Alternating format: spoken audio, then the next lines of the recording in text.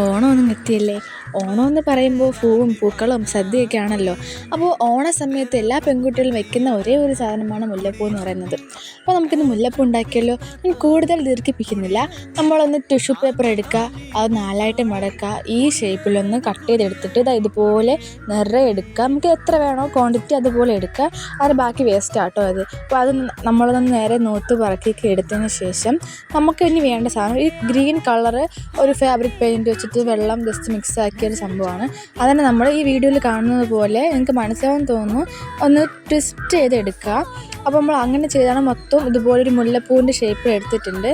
നമ്മൾ കൈ കൊണ്ട് കൊരുത്താൽ അത്ര ഭംഗി കിട്ടില്ല, അതുകൊണ്ട് സൂചി നൂലും വെച്ചിട്ടാണ് ഞാനിവിടെ ചെയ്യുന്നത്. അപ്പോൾ സൂചി നൂലും കൊണ്ട് ഓരോന്നും ഒരുപാട് സമയം എടുത്തിട്ടുണ്ട് കേട്ടോ. ഇത് കുറച്ചായിട്ടുള്ളൂ കെട്ടി അങ്ങനെ ഫുള്ള് നമ്മൾ കെട്ടിയെടുക്കുക. ഫുള്ള് എടുക്കുമ്പോഴത്തേക്കും ഒരു പ്രത്യേക ഭംഗി നമുക്ക് ഒറിജിനലായിട്ടൊരു ഫീൽ ചെയ്യും, കടയിൽ നിന്നൊക്കെ വാങ്ങുമ്പോൾ. അപ്പോൾ ഇതാണ് ഇതിൻ്റെ ഫൈനൽ ലുക്ക്. അതിൻ്റെ സൈഡിൽ കുറച്ചൊന്ന് പോയിട്ടുണ്ട്, അതാണ് അങ്ങനെ. അപ്പോൾ ഇതാണ് ഫൈനൽ ലുക്ക്. എല്ലാവർക്കും ഇഷ്ടപ്പെട്ടെന്ന് വിചാരിക്കുന്നു. മാക്സിമം സപ്പോർട്ട് ചെയ്യുക, ഷെയർ ചെയ്യുക. ബൈ.